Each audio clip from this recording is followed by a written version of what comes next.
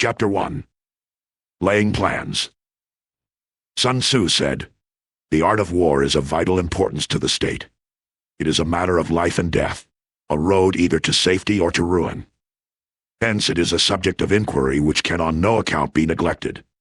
The art of war, then, is governed by 5 constant factors, to be taken into account in one's deliberations, when seeking to determine the conditions obtaining in the field. These are 1. The moral law, 2. Heaven, 3. Earth, 4. The commander, 5. Method and discipline. The moral law causes the people to be in complete accord with their ruler, so that they will follow him regardless of their lives, undismayed by any danger. Heaven signifies night and day, cold and heat, times and seasons. Earth comprises distances great and small, danger and security, open ground and narrow passes, the chances of life and death. The commander stands for the virtues of wisdom, sincerity, benevolence, courage, and strictness. By method and discipline are to be understood the marshalling of the army in its proper subdivisions, the graduations of rank among the officers, the maintenance of roads by which supplies may reach the army, and the control of military expenditure. These 5 heads should be familiar to every general. He who knows them will be victorious. He who knows them not will fail. Therefore, in your deliberations, when seeking to determine the military conditions, let them be made the basis of a comparison, in this wise: 1. Which of the 2 sovereigns is imbued with the moral law? 2. Which of the 2 generals has most ability? 3. With whom lie the advantages derived from heaven and earth? 4. On which side is discipline most rigorously enforced? 5. Which army is stronger? 6. On which side are officers and men more highly trained? 7. In which army is there the greater constancy both in reward and punishment? By means of these 7 considerations I can forecast victory or defeat. The general that hearkens to my counsel and acts upon it will conquer. Let such a one be retained in command. The general that hearkens not to my counsel nor acts upon it will suffer defeat. Let such a one be dismissed. While heeding the profit of my counsel, avail yourself also of any helpful circumstances over and beyond the ordinary rules. According as circumstances are favorable, one should modify one's plans. All warfare is based on deception. Hence, when able to attack, we must seem unable. When using our forces, we must seem inactive. When we are near, we must make the enemy believe we are far away. When far away, we must make him believe we are near. Hold out baits to entice the enemy. Feign disorder and crush him. If he is secure at all points, be prepared for him. If he is in superior strength, evade him. If your opponent is of choleric temper, seek to irritate him. Pretend to be weak, that he may grow arrogant. If he is taking his ease, give him no rest. If his forces are united, separate them. Attack him where he is unprepared. Appear where you are not expected. These military devices, leading to victory, must not be divulged beforehand. Now the general who wins a battle makes many calculations in his temple ere the battle is fought. The general who loses a battle makes but few calculations beforehand. Thus do many calculations lead to victory, and few calculations to defeat. How much more no calculation at all? It is by attention to this point that I can foresee who is likely to win or lose. Chapter 2. Waging War. Sun Tzu said, "In the operations of war, where there are in the field 1,000 swift chariots, as many heavy chariots, and 100,000 mail-clad soldiers, with provisions enough to carry them 1,000 li, the expenditure at home and at the front, including entertainment of guests, small items such as glue and paint, and sums spent on chariots and armor, will reach the total of 1,000 ounces of silver per day. Such is the cost of raising an army of 100,000 men. When you engage in actual fighting, if victory is long in coming, then men's weapons will grow dull, and their ardor will be damped. If you lay siege to a town, you will exhaust your strength. Again, if the campaign is protracted, the resources of the state will not be equal to the strain. Now, when your weapons are dulled, your ardor damped, your strength exhausted, and your treasure spent, other chieftains will spring up to take advantage of your extremity. Then no man, however wise, will be able to avert the consequences that must ensue. Thus, though we have heard of stupid haste in war, cleverness has never been seen associated with long delays. There is no instance of a country having benefited from prolonged warfare. It is only one who is thoroughly acquainted with the evils of war that can thoroughly understand the profitable way of carrying it on. The skillful soldier does not raise a second levy, neither are his supply wagons loaded more than twice. Bring war material with you from home, but forage on the enemy. Thus the army will have food enough for its needs. Poverty of the state exchequer causes an army to be maintained by contributions from a distance. Contributing to maintain an army at a distance causes the people to be impoverished.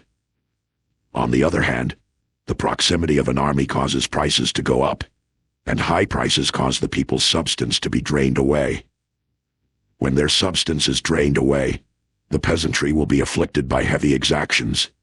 With this loss of substance and exhaustion of strength, the homes of the people will be stripped bare, and 3/10 of their income will be dissipated, while government expenses for broken chariots, worn-out horses, breastplates and helmets, bows and arrows, spears and shields, protective mantles, draft oxen and heavy wagons, will amount to 4/10 of its total revenue. Hence a wise general makes a point of foraging on the enemy. 1 cartload of the enemy's provisions is equivalent to 20 of one's own, and likewise a single picule of his provender is equivalent to 20 from one's own store. Now in order to kill the enemy, our men must be roused to anger. That there may be advantage from defeating the enemy, they must have their rewards. Therefore in chariot fighting, when 10 or more chariots have been taken, those should be rewarded who took the first. Our own flag should be substituted for those of the enemy, and the chariots mingled and used in conjunction with ours. The captured soldiers should be kindly treated and kept. This is called using the conquered foe to augment one's own strength. In war, then, let your great object be victory, not lengthy campaigns. Thus it may be known that the leader of armies is the arbiter of the people's fate, the man on whom it depends whether the nation shall be in peace or in peril. Chapter 3. Attack by Stratagem. Sun Tzu said, "In the practical art of war, the best thing of all is to take the enemy's country whole and intact. To shatter and destroy it is not so good. So too it is better to recapture an army entire than to destroy it, to capture a regiment, a detachment or a company entire than to destroy them. Hence to fight and conquer in all your battles is not supreme excellence. Supreme excellence consists in breaking the enemy's resistance without fighting. Thus the highest form of generalship is to balk the enemy's plans. The next best is to prevent the junction of the enemy's forces. The next in order is to attack the enemy's army in the field, and the worst policy of all is to besiege walled cities. The rule is not to besiege walled cities if it can possibly be avoided. The preparation of mantlets, movable shelters, and various implements of war will take up 3 whole months, and the piling up of mounds over against the walls will take 3 months more. The general, unable to control his irritation, will launch his men to the assault like swarming ants, with the result that 1/3 of his men are slain, while the town still remains untaken. Such are the disastrous effects of a siege. Therefore the skillful leader subdues the enemy's troops without any fighting. He captures their cities without laying siege to them. He overthrows their kingdom without lengthy operations in the field. With his forces intact, he will dispute the mastery of the empire, and thus, without losing a man, his triumph will be complete. This is the method of attacking by stratagem. It is the rule in war, if our forces are 10 to the enemy's 1, to surround him; if 5 to 1, to attack him; if twice as numerous, to divide our army into 2. If equally matched, we can offer battle. If slightly inferior in numbers, we can avoid the enemy. If quite unequal in every way, we can flee from him. Hence, though an obstinate fight may be made by a small force, in the end it must be captured by the larger force. Now the general is the bulwark of the state. If the bulwark is complete at all points, the state will be strong. If the bulwark is defective, the state will be weak. There are 3 ways in which a ruler can bring misfortune upon his army. 1. By commanding the army to advance or to retreat, being ignorant of the fact that it cannot obey. This is called hobbling the army. 2. by attempting to govern an army in the same way as he administers a kingdom, being ignorant of the conditions which obtain in an army. This causes restlessness in the soldiers' minds. 3. By employing the officers of his army without discrimination, through ignorance of the military principle of adaptation to circumstances. This shakes the confidence of the soldiers. But when the army is restless and distrustful, trouble is sure to come from the other feudal princes. This is simply bringing anarchy into the army and flinging victory away. Thus we may know that there are 5 essentials for victory. 1. He will win who knows when to fight and when not to fight. 2. He will win who knows how to handle both superior and inferior forces. 3. He will win whose army is animated by the same spirit throughout all its ranks. 4. He will win who, prepared himself, waits to take the enemy unprepared. 5. He will win who has military capacity and is not interfered with by the sovereign. Hence the saying, if you know the enemy and know yourself, you need not fear the result of 100 battles. If you know yourself but not the enemy, for every victory gained, you will also suffer a defeat. If you know neither the enemy nor yourself, you will succumb in every battle. Chapter 4. Tactical Dispositions. Sun Tzu said, "The good fighters of old first put themselves beyond the possibility of defeat, and then waited for an opportunity of defeating the enemy. To secure ourselves against defeat lies in our own hands, but the opportunity of defeating the enemy is provided by the enemy himself. Thus the good fighter is able to secure himself against defeat, but cannot make certain of defeating the enemy. Hence the saying, one may know how to conquer without being able to do it. Security against defeat implies defensive tactics. Ability to defeat the enemy means taking the offensive. Standing on the defensive indicates insufficient strength. Attacking, a superabundance of strength. The general who is skilled in defense hides in the most secret recesses of the earth. He who is skilled in attack flashes forth from the topmost heights of heaven. Thus, on the one hand, we have ability to protect ourselves. On the other, a victory that is complete. To seek victory only when it is within the ken of the common herd is not the acme of excellence. Neither is it the acme of excellence if you fight and conquer and the whole empire says, 'Well done.' To lift an autumn hair is no sign of great strength. To see the sun and moon is no sign of sharp sight. To hear the noise of thunder is no sign of a quick ear. What the ancients called a clever fighter is one who not only wins, but excels in winning with ease. Hence his victories bring him neither reputation for wisdom, nor credit for courage. He wins his battles by making no mistakes. Making no mistakes is what establishes the certainty of victory, for it means conquering an enemy that is already defeated. Hence the skillful fighter puts himself into a position which makes defeat impossible, and does not miss the moment for defeating the enemy. Thus it is that in war, the victorious strategist only seeks battle after the victory has been won, whereas he who is destined to defeat first fights and afterwards looks for victory. The consummate leader cultivates the moral law and strictly adheres to method and discipline. Thus, it is in his power to control success. In respect of military method, we have firstly measurement, secondly estimation of quantity, thirdly calculation, fourthly balancing of chances, fifthly victory. Measurement owes its existence to earth, estimation of quantity to measurement, calculation to estimation of quantity, balancing of chances to calculation, and victory to balancing of chances.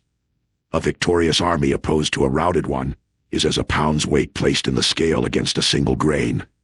The onrush of a conquering force is like the bursting of pent-up waters into a chasm 1,000 fathoms deep. Chapter 5. Energy.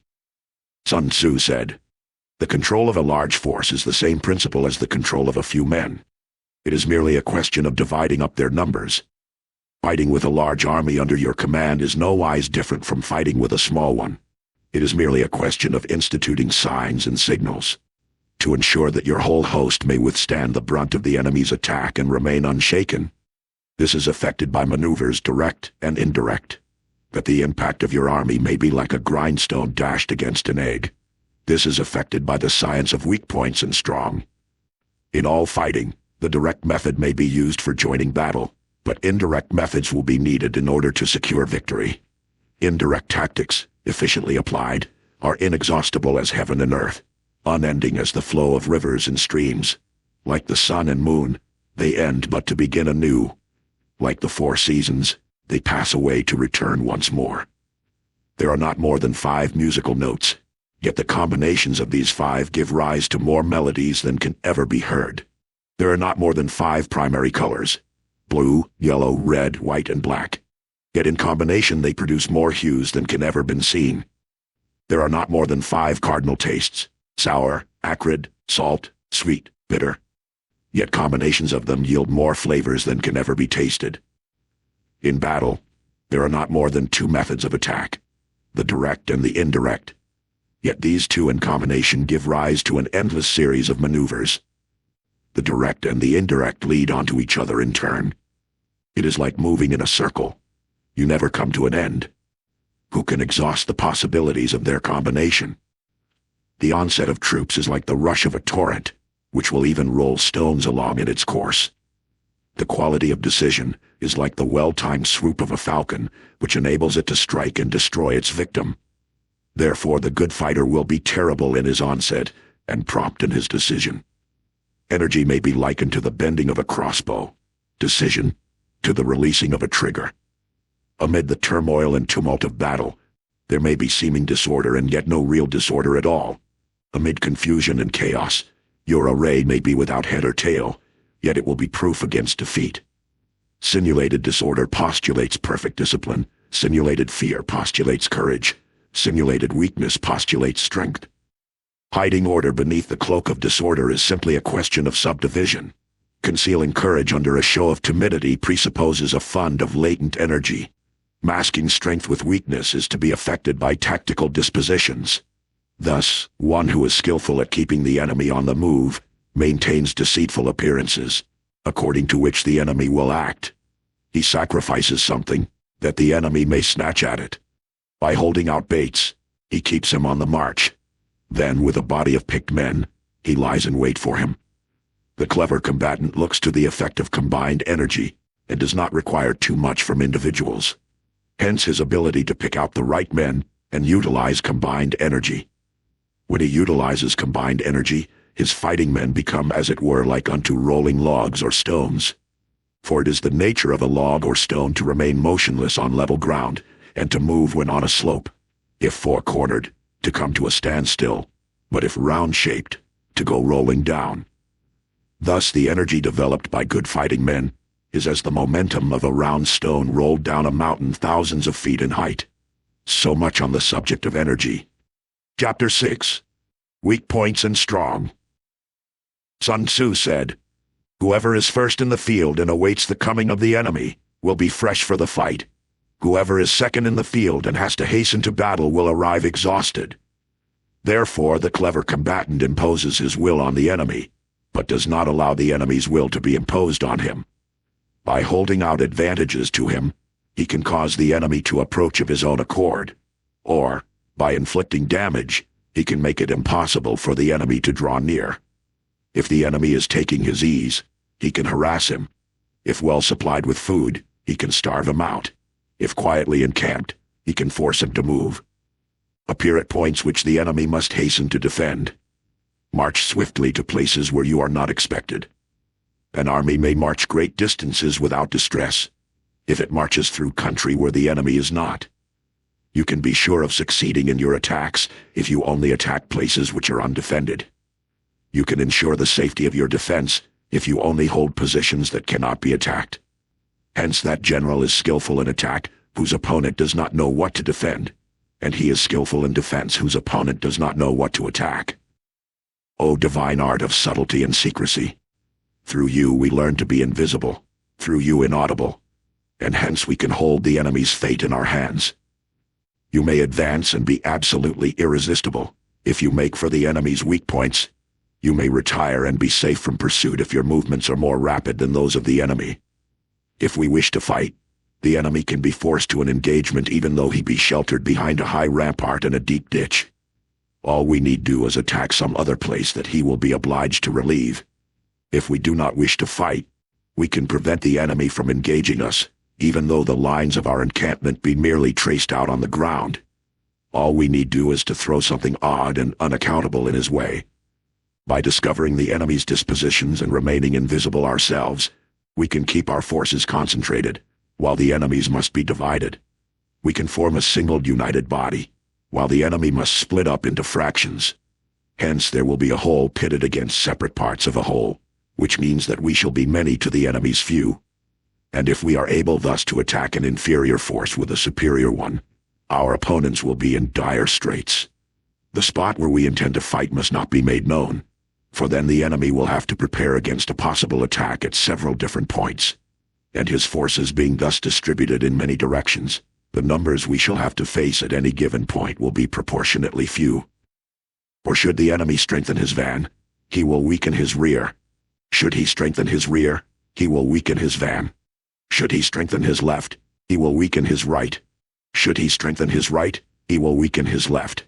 If he sends reinforcements everywhere, he will everywhere be weak. Numerical weakness comes from having to prepare against possible attacks. Numerical strength, from compelling our adversary to make these preparations against us. Knowing the place and the time of the coming battle, we may concentrate from the greatest distances in order to fight. But if neither time nor place be known, then the left wing will be impotent to succor the right equally impotent to succor the left, the van unable to relieve the rear or the rear to support the van. How much more so if the furthest portions of the army are anything under 100 li apart, and even the nearest are separated by several li. Though according to my estimate the soldiers of UA exceed our own in number, that shall advantage them nothing in the matter of victory. I say then that victory can be achieved. Though the enemy be stronger in numbers, we may prevent him from fighting. Scheme so as to discover his plans and the likelihood of their success. Rouse him, and learn the principle of his activity or inactivity. Force him to reveal himself, so as to find out his vulnerable spots.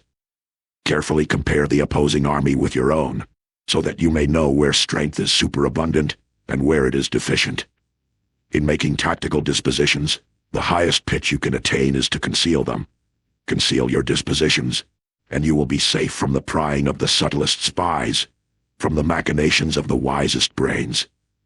How victory may be produced for them out of the enemy's own tactics, that is what the multitude cannot comprehend. All men can see the tactics whereby I conquer, but what none can see is the strategy out of which victory is evolved. Do not repeat the tactics which have gained you one victory, but let your methods be regulated by the infinite variety of circumstances.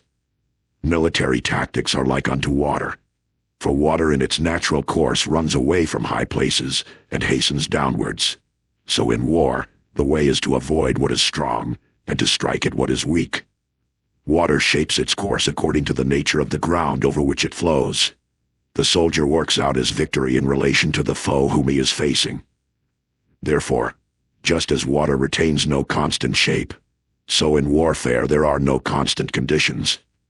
He who can modify his tactics in relation to his opponent, and thereby succeed in winning, may be called a heaven-born captain. The 5 elements, water, fire, wood, metal, earth, are not always equally predominant. The 4 seasons make way for each other in turn. There are short days and long. The moon has its periods of waning and waxing. Chapter 7. Maneuvering. Sun Tzu said, "In war, the general receives his commands from the sovereign. Having collected an army and concentrated his forces, he must blend and harmonize the different elements thereof before pitching his camp. After that comes tactical maneuvering, in which there is nothing more difficult. The difficulty of tactical maneuvering consists in turning the devious into the direct, and misfortune into gain. Thus, to take a long and circuitous route, after enticing the enemy out of the way, and those starting after him, to contrive to reach the goal before him, shows knowledge of the artifice of deviation. Maneuvering with an army is advantageous, with an undisciplined multitude, most dangerous. If you set a fully equipped army in march in order to snatch an advantage, the chances are that you will be too late. On the other hand, to detach a flying column for the purpose involves the sacrifice of its baggage and stores. Thus, if you order your men to roll up their buff coats, and make forced marches without halting day or night, covering double the usual distance at a stretch, doing 100 li in order to wrest an advantage. The leaders of all your 3 divisions will fall into the hands of the enemy. The stronger men will be in front, the jaded ones will fall behind, and on this plan, only 1/10 of your army will reach its destination. If you march 50 li in order to outmaneuver the enemy, you will lose the leader of your 1st division, and only half your force will reach the goal. If you march 30 li with the same object, 2/3 of your army will arrive. We may take it then that an army without its baggage train is lost. Without provisions it is lost. Without bases of supply it is lost. We cannot enter into alliances until we are acquainted with the designs of our neighbors. We are not fit to lead an army on the march unless we are familiar with the face of the country, its mountains and forests, its pitfalls and precipices, its marshes and swamps. We shall be unable to turn natural advantage to account unless we make use of local guides. In war, practice dissimulation, and you will succeed. Whether to concentrate or to divide your troops must be decided by circumstances. Let your rapidity be that of the wind, your compactness that of the forest. In raiding and plundering be like fire, in immovability like a mountain. Let your plans be dark and impenetrable as night, and when you move, fall like a thunderbolt. When you plunder a countryside, let the spoil be divided amongst your men. When you capture new territory, cut it up into allotments for the benefit of the soldiery. Ponder and deliberate before you make a move. He will conquer who has learnt the artifice of deviation. Such is the art of maneuvering. The Book of Army Management says, "On the field of battle, the spoken word does not carry far enough, hence the institution of gongs and drums. Nor can ordinary objects be seen clearly enough, hence the institution of banners and flags. Gongs and drums, banners and flags are means whereby the ears and eyes of the host may be focused on one particular point. The host thus forming a single united body, is it impossible either for the brave to advance alone, or for the cowardly to retreat alone. This is the art of handling large masses of men. In night fighting, then, make much use of signal fires and drums, and in fighting by day, of flags and banners, as a means of influencing the ears and eyes of your army. A whole army may be robbed of its spirit. A commander-in-chief may be robbed of his presence of mind. Now a soldier's spirit is keenest in the morning. By noonday it has begun to flag, and in the evening his mind is bent only on returning to camp. A clever general, therefore, avoids an army when its spirit is keen, but attacks it when it is sluggish and inclined to return. This is the art of studying moods. Disciplined and calm, to await the appearance of disorder and hubbub amongst the enemy. This is the art of retaining self-possession. To be near the goal while the enemy is still far from it. To wait at ease while the enemy is toiling and struggling. To be well fed while the enemy is famished. This is the art of husbanding one's strength. To refrain from intercepting an enemy whose banners are in perfect order.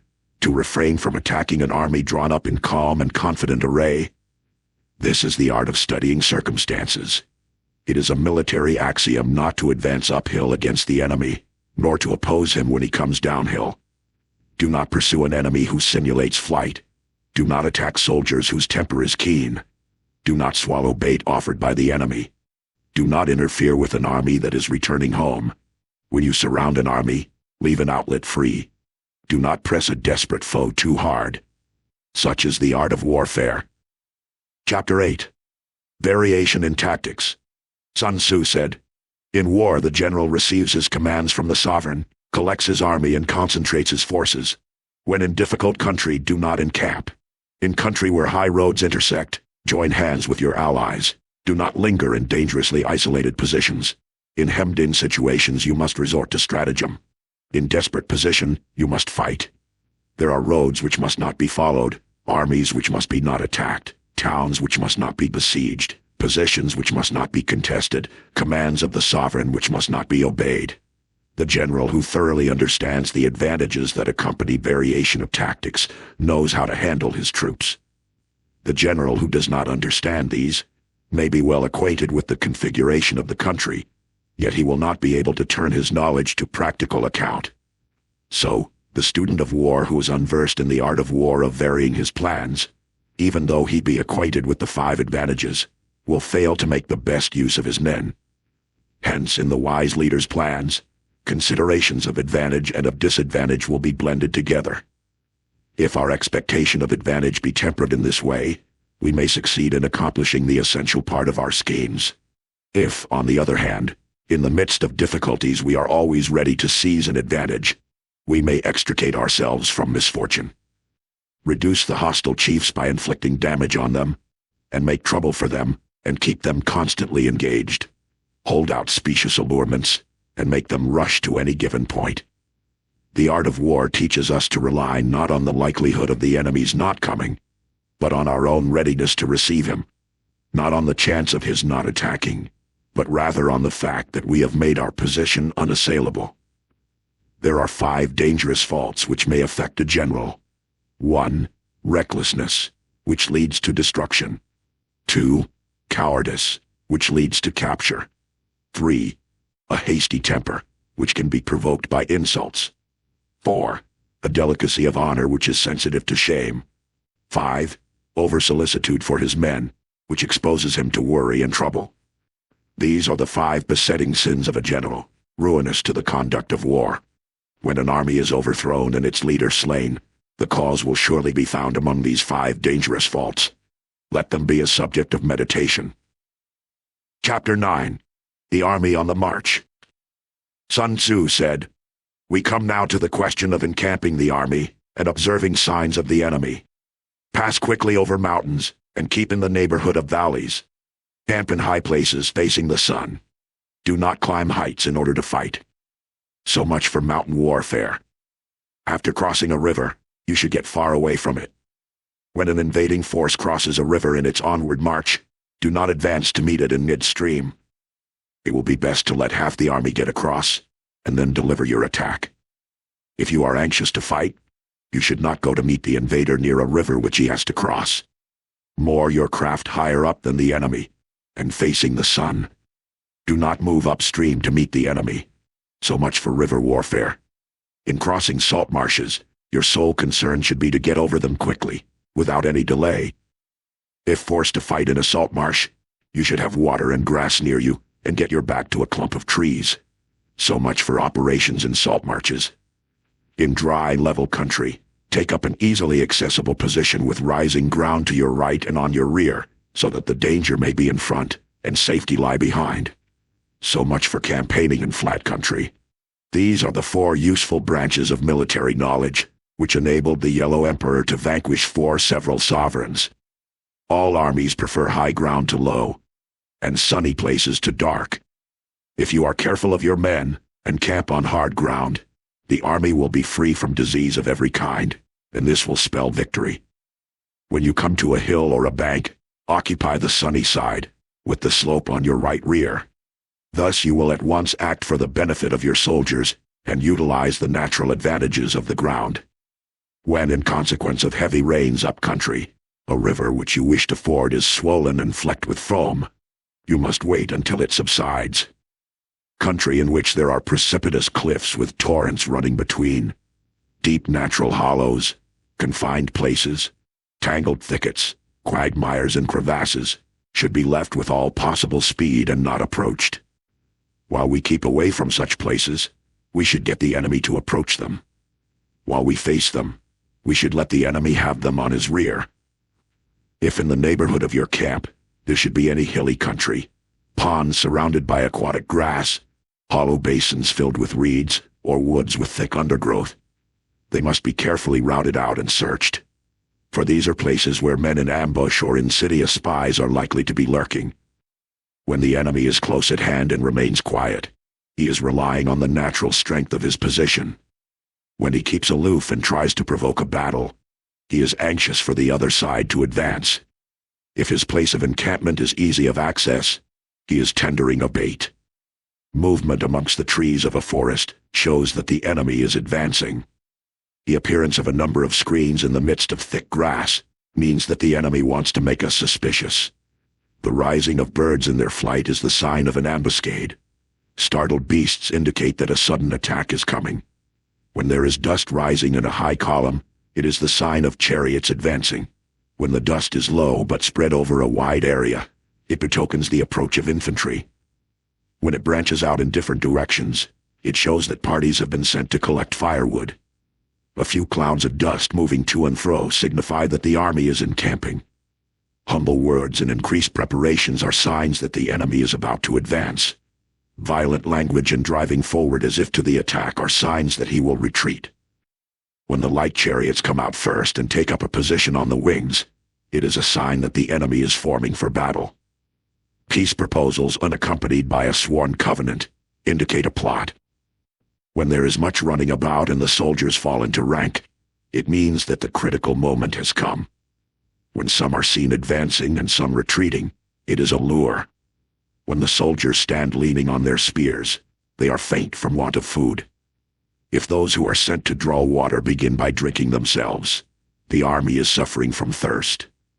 If the enemy sees an advantage to be gained and makes no effort to secure it, the soldiers are exhausted.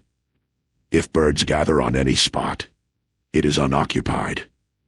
Clamor by night betokens nervousness. If there is disturbance in the camp, the general's authority is weak. If the banners and flags are shifted about, sedition is afoot. If the officers are angry, it means that the men are weary. When an army feeds its horses with grain and kills its cattle for food, and when the men do not hang their cooking pots over the campfires, showing that they will not return to their tents, you may know that they are determined to fight to the death. The sight of men whispering together in small knots or speaking in subdued tones points to disaffection amongst the rank and file. Too frequent rewards signify that the enemy is at the end of his resources. Too many punishments betray a condition of dire distress. To begin by bluster, but afterwards to take fright at the enemy's numbers, shows a supreme lack of intelligence. When envoys are sent with compliments in their mouths, it is a sign that the enemy wishes for a truce. If the enemy's troops march up angrily and remain facing ours for a long time without either joining battle or taking themselves off again, the situation is one that demands great vigilance and circumspection. If our troops are no more in number than the enemy, that is amply sufficient. It only means that no direct attack can be made. What we can do is simply to concentrate all our available strength, keep a close watch on the enemy, and obtain reinforcements. He who exercises no forethought but makes light of his opponents is sure to be captured by them. If soldiers are punished before they have grown attached to you, they will not prove submissive, and unless submissive, then will be practically useless. If, when the soldiers have become attached to you, punishments are not enforced, they will still be useless. Therefore, soldiers must be treated in the first instance with humanity, but kept under control by means of iron discipline. This is a certain road to victory. If in training soldiers' commands are habitually enforced, the army will be well disciplined. If not, its discipline will be bad. If a general shows confidence in his men but always insists on his orders being obeyed, the gain will be mutual. Chapter 10. Terrain. Sun Tzu said, "We may distinguish 6 kinds of terrain, to wit: 1. Accessible ground. 2. Entangling ground. 3. Temporizing ground. 4. Narrow passes. 5. Precipitous heights. 6. Positions at a great distance from the enemy." Ground which can be freely traversed by both sides is called accessible. With regard to ground of this nature, be before the enemy in occupying the raised and sunny spots, and carefully guard your line of supplies. Then you will be able to fight with advantage. Ground which can be abandoned but is hard to reoccupy is called entangling. From a position of this sort, if the enemy is unprepared, you may sally forth and defeat him. But if the enemy is prepared for your coming and you fail to defeat him, then, return being impossible, disaster will ensue. When the position is such that neither side will gain by making the first move, it is called temporizing ground. In a position of this sort, even though the enemy should offer us an attractive bait, it will be advisable not to stir forth but rather to retreat, thus enticing the enemy in his turn. Then, when part of his army has come out, we may deliver our attack with advantage. With regard to narrow passes, if you can occupy them first, let them be strongly garrisoned and await the advent of the enemy. Should the army forestall you in occupying a pass, do not go after him if the pass is fully garrisoned, but only if it is weakly garrisoned. With regard to precipitous heights, if you are beforehand with your adversary, you should occupy the raised and sunny spots, and there wait for him to come up. If the enemy has occupied them before you, do not follow him, but retreat, and try to entice him away. If you are situated at a great distance from the enemy, and the strength of the two armies is equal, it is not easy to provoke a battle, and fighting will be to your disadvantage. These 6 are the principles connected with Earth. The general who has attained a responsible post must be careful to study them. Now an army is exposed to 6 several calamities, not arising from natural causes, but from faults for which the general is responsible. These are 1. Flight, 2. Insubordination, 3. Collapse, 4. Ruin, 5. Disorganization, 6. Rout. Other conditions being equal, if one force is hurled against another 10 times its size, the result will be the flight of the former.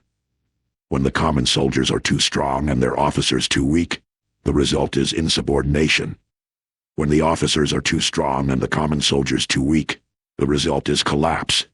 When the higher officers are angry and insubordinate, and on meeting the enemy give battle on their own account from a feeling of resentment, before the commander-in-chief can tell whether or no he is in a position to fight, the result is ruin.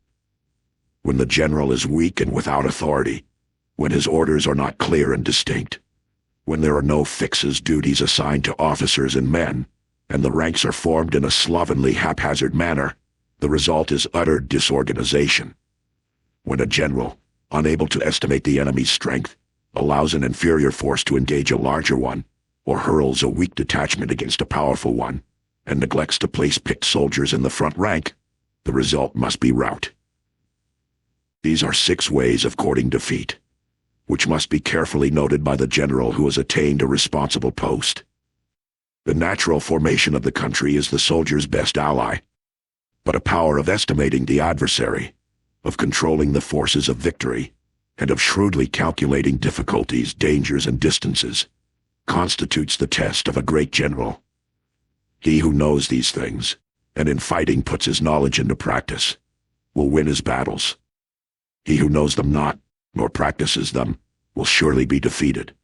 If fighting is sure to result in victory, then you must fight, even though the ruler forbid it. If fighting will not result in victory, then you must not fight even at the ruler's bidding. The general who advances without coveting fame, and retreats without fearing disgrace, whose only thought is to protect his country and do good service for his sovereign, is the jewel of the kingdom. Regard your soldiers as your children, and they will follow you into the deepest valleys. Look upon them as your own beloved sons, and they will stand by you even unto death. If, however, you are indulgent, but unable to make your authority felt, kind-hearted, but unable to enforce your commands, and incapable, moreover, of quelling disorder, then your soldiers must be likened to spoiled children. They are useless for any practical purpose. If we know that our own men are in a condition to attack, but are unaware that the enemy is not open to attack, we have gone only halfway towards victory. If we know that the enemy is open to attack, but are unaware that our own men are not in a condition to attack, we have gone only halfway towards victory. If we know that the enemy is open to attack, and also know that our men are in a condition to attack, but are unaware that the nature of the ground makes fighting impracticable, we have still gone only halfway towards victory. Hence the experienced soldier, once in motion, is never bewildered. Once he has broken camp, he is never at a loss. Hence the saying, if you know the enemy and know yourself, your victory will not stand in doubt. If you know heaven and know earth, you may make your victory complete. Chapter 11. The 9 Situations. Sun Tzu said, the art of war recognizes 9 varieties of ground. 1. Dispersive ground. 2. Facile ground. 3. Contentious ground. 4. Open ground. 5. Ground of intersecting highways. 6. Serious ground. 7. Difficult ground. 8. Hemmed-in ground. 9. Desperate ground. When a chieftain is fighting in his own territory, it is dispersive ground. When he has penetrated into hostile territory, but to no great distance, it is facile ground. Ground the possession of which imports great advantage to either side is contentious ground. Ground on which each side has liberty of movement is open ground. Ground which forms the key to 3 contiguous states, so that he who occupies it first has most of the empire at his command, is a ground of intersecting highways. When an army has penetrated into the heart of a hostile country, leaving a number of fortified cities in its rear, it is serious ground. Mountain forests, rugged steeps, marshes and fens, all country that is hard to traverse. This is difficult ground. Ground which is reached through narrow gorges, and from which we can only retire by tortuous paths, so that a small number of the enemy would suffice to crush a large body of our men. This is hemmed-in ground. Ground on which we can only be saved from destruction by fighting without delay is desperate ground. On dispersive ground, therefore, fight not. On facile ground, halt not. On contentious ground, attack not. On open ground, do not try to block the enemy's way. On the ground of intersecting highways, join hands with your allies. On serious ground, gather and plunder. In difficult ground, keep steadily on the march. On hemmed-in ground, resort to stratagem. On desperate ground, fight. Those who were called skillful leaders of old knew how to drive a wedge between the enemy's front and rear, to prevent cooperation between his large and small divisions, to hinder the good troops from rescuing the bad, the officers from rallying their men. When the enemy's men were united, they managed to keep them in disorder. When it was to their advantage, they made a forward move. When otherwise, they stopped still. If asked how to cope with a great host of the enemy in orderly array, and on the point of marching to the attack, I should say, begin by seizing something which your opponent holds dear. Then he will be amenable to your will. Rapidity is the essence of war. Take advantage of the enemy's unreadiness. Make your way by unexpected routes, and attack unguarded spots. The following are the principles to be observed by an invading force. The further you penetrate into a country, the greater will be the solidarity of your troops, and thus the defenders will not prevail against you. Make forays in fertile country in order to supply your army with food. Carefully study the well-being of your men, and do not overtax them. Concentrate your energy and hoard your strength. Keep your army continually on the move, and devise unfathomable plans. Throw your soldiers into positions whence there is no escape, and they will prefer death to flight. If they will face death, there is nothing they may not achieve. Officers and men alike will put forth their uttermost strength. Soldiers, when in desperate straits, lose the sense of fear. If there is no place of refuge, they will stand firm. If they are in hostile country, they will show a stubborn front. If there is no help for it, they will fight hard. Thus, without waiting to be marshaled, the soldiers will be constantly on the qui-vive. Without waiting to be asked, they will do your will. Without restrictions, they will be faithful. Without giving orders, they can be trusted. Prohibit the taking of omens, and do away with superstitious doubts. Then, until death itself comes, no calamity need be feared. If our soldiers are not overburdened with money, it is not because they have a distaste for riches. If their lives are not unduly long, it is not because they are disinclined to longevity. On the day they are ordered out to battle, your soldiers may weep, those sitting up bedewing their garments, and those lying down letting the tears run down their cheeks. But let them once be brought to bay, and they will display the courage of a Chu or a Kuei. The skillful tactician may be likened to the Shuai Jan. Now the Shuai Jan is a snake that is found in the Chan Mountains. Strike at its head, and you will be attacked by its tail. Strike at its tail, and you will be attacked by its head. Strike at its middle, and you will be attacked by head and tail both. Asked if an army can be made to imitate the Shuaijan, I should answer, yes. For the men of Wu and the men of Yue are enemies. Yet if they are crossing a river in the same boat and are caught by a storm, they will come to each other's assistance, just as the left hand helps the right. Hence, it is not enough to put one's trust in the tethering of horses, and the burying of chariot wheels in the ground. The principle on which to manage an army is to set up one standard of courage, which all must reach. How to make the best of both strong and weak. That is a question involving the proper use of ground. Thus the skillful general conducts his army just as though he were leading a single man, willy-nilly by the hand. It is the business of a general to be quiet, and thus ensure secrecy. Upright and just, and thus maintain order. He must be able to mystify his officers and men by false reports and appearances, and thus keep them in total ignorance. By altering his arrangements and changing his plans, he keeps the enemy without definite knowledge. By shifting his camp and taking circuitous routes, he prevents the enemy from anticipating his purpose. At the critical moment, the leader of an army acts like one who has climbed up a height and then kicks away the ladder behind him. He carries his men deep into hostile territory before he shows his hand. He burns his boats and breaks his cooking pots. Like a shepherd driving a flock of sheep, he drives his men this way and that, and nothing knows whither he is going. To muster his host and bring it into danger, this may be termed the business of the general. The different measures suited to the 9 varieties of ground, the expediency of aggressive or defensive tactics, and the fundamental laws of human nature. These are things that must most certainly be studied.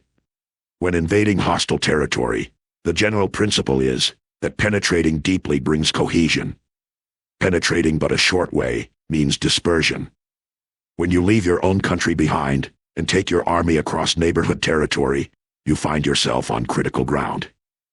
When there are means of communication on all 4 sides, the ground is one of intersecting highways. When you penetrate deeply into a country, it is serious ground. When you penetrate but a little way, it is facile ground.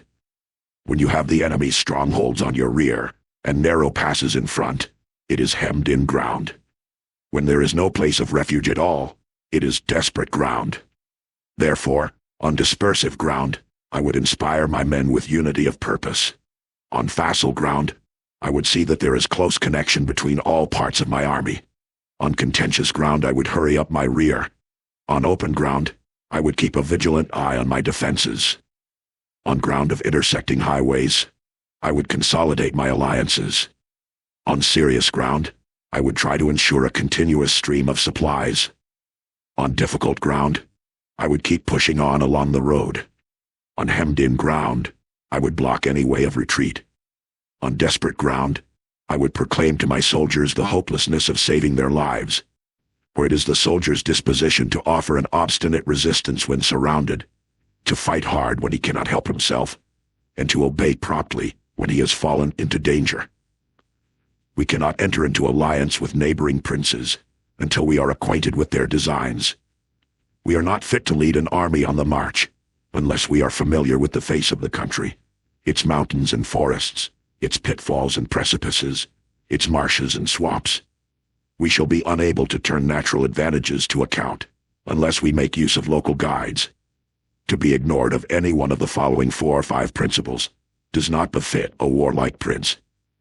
When a warlike prince attacks a powerful state, his generalship shows itself in preventing the concentration of the enemy's forces. He overawes his opponents, and their allies are prevented from joining against him. Hence, he does not strive to ally himself with all and sundry, nor does he foster the power of other states. He carries out his own secret designs, keeping his antagonists in awe. Thus he is able to capture their cities and overthrow their kingdoms, bestow rewards without regard to rule, issue orders without regard to previous arrangements, and you will be able to handle a whole army as though you had to do with but a single man. Confront your soldiers with the deed itself. Never let them know your design. When the outlook is bright, bring it before their eyes, but tell them nothing when the situation is gloomy. Place your army in deadly peril, and it will survive. Plunge it into desperate straits, and it will come off in safety. For it is precisely when a force has fallen into harm's way that is capable of striking a blow for victory. Success in warfare is gained by carefully accommodating ourselves to the enemy's purpose. By persistently hanging on the enemy's flank, we shall succeed in the long run in killing the commander-in-chief. This is called ability to accomplish a thing by sheer cunning. On the day that you take up your command, block the frontier passes, destroy the official tallies, and stop the passage of all emissaries. Be stern in the council chamber, so that you may control the situation. If the enemy leaves a door open, you must rush in. Forestall your opponent by seizing what he holds dear, and subtly contrive to time his arrival on the ground. Walk in the path defined by rule, and accommodate yourself to the enemy, until you can fight a decisive battle. At first, then, exhibit the coyness of a maiden, until the enemy gives you an opening. Afterwards, emulate the rapidity of a running hare, and it will be too late for the enemy to oppose you. Chapter 12. The Attack by Fire. Sun Tzu said, "There are 5 ways of attacking with fire. The first is to burn soldiers in their camp. The second is to burn stores.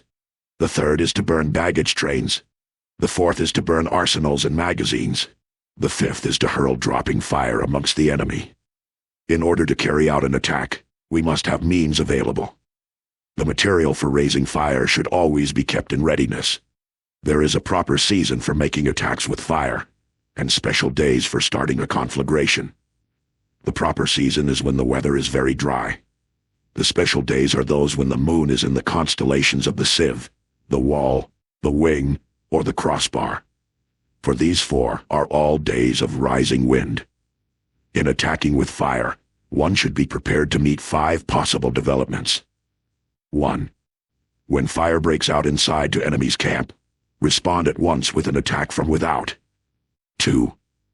If there is an outbreak of fire, but the enemy's soldiers remain quiet, bide your time and do not attack. 3.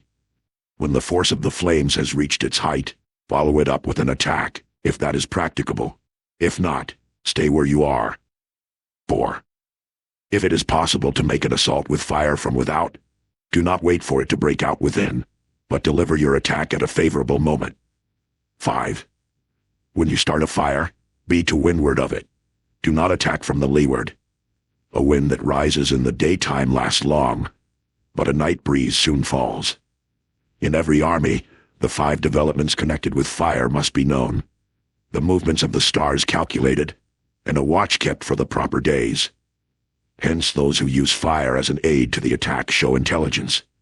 Those who use water as an aid to the attack gain an accession of strength. By means of water, an enemy may be intercepted, but not robbed of all his belongings. Unhappy is the fate of one who tries to win his battles and succeed in his attacks without cultivating the spirit of enterprise, for the result is waste of time and general stagnation. Hence the saying, "The enlightened ruler lays his plans well ahead. The good general cultivates his resources. Move not unless you see an advantage. Use not your troops unless there is something to be gained. Fight not unless the position is critical. No ruler should put troops into the field merely to gratify his own spleen. No general should fight a battle simply out of pique. If it is to your advantage, make a forward move. If not, stay where you are. Anger may in time change to gladness. Vexation may be succeeded by content. But a kingdom that has once been destroyed can never come again into being, nor can the dead ever be brought back to life. Hence the enlightened ruler is heedful, and the good general full of caution. This is the way to keep a country at peace and an army intact." Chapter 13. The Use of Spies. Sun Tzu said, "Raising a host of 100,000 men and marching them great distances entails heavy loss on the people and a drain on the resources of the state. The daily expenditure will amount to 1,000 ounces of silver. There will be commotion at home and abroad, and men will drop down exhausted on the highways. As many as 700,000 families will be impeded in their labor. Hostile armies may face each other for years, striving for the victory which is decided in a single day. This being so, to remain in ignorance of the enemy's condition, simply because one grudges the outlay of 100 ounces of silver in honors and emoluments, is the height of inhumanity. One who acts thus is no leader of men, no present help to his sovereign, no master of victory. Thus, what enables the wise sovereign and the good general to strike and conquer, and achieve things beyond the reach of ordinary men, is foreknowledge. Now this foreknowledge cannot be elicited from spirits. It cannot be obtained inductively from experience, nor by any deductive calculation. Knowledge of the enemy's dispositions can only be obtained from other men. Hence the use of spies, of whom there are 5 classes. 1. Local spies. 2. Inward spies. 3. Converted spies. 4. Doomed spies. 5. Surviving spies. When these 5 kinds of spy are all at work, none can discover the secret system. This is called divine manipulation of the threads. It is the sovereign's most precious faculty. Having local spies means employing the services of the inhabitants of a district. Having inward spies, making use of officials of the enemy. Having converted spies, getting hold of the enemy's spies and using them for our own purposes. Having doomed spies, doing certain things openly for purposes of deception, and allowing our spies to know of them and report them to the enemy. Surviving spies, finally, are those who bring back news from the enemy's camp. Hence it is that which none in the whole army are more intimate relations to be maintained than with spies. None should be more liberally rewarded. In no other business should greater secrecy be preserved. Spies cannot be usefully employed without a certain intuitive sagacity. They cannot be properly managed without benevolence and straightforwardness. Without subtle ingenuity of mind, one cannot make certain of the truth of their reports. Be subtle, and use your spies for every kind of business. If a secret piece of news is divulged by a spy before the time is ripe, he must be put to death together with the man to whom the secret was told. Whether the object be to crush an army, to storm a city, or to assassinate an individual, it is always necessary to begin by finding out the names of the attendants, the aides de camp, and doorkeepers and sentries of the general in command. Our spies must be commissioned to ascertain these. The enemy's spies who have come to spy on us must be sought out, tempted with bribes, led away and comfortably housed. Thus they will become converted spies and available for our service. It is through the information brought by the converted spy that we are able to acquire and employ local and inward spies. It is owing to his information, again, that we can cause the doomed spy to carry false tidings to the enemy. Lastly, it is by his information that the surviving spy can be used on appointed occasions. The end and aim of spying in all its 5 varieties is knowledge of the enemy, and this knowledge can only be derived in the first instance from the converted spy. Hence it is essential that the converted spy be treated with the utmost liberality. Of old, the rise of the Yin dynasty was due to Aichi, who had served under the Xia.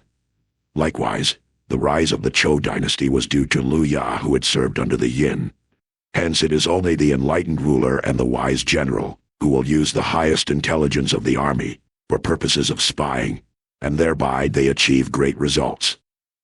Spies are a most important element in water, because on them depends an army's ability to move.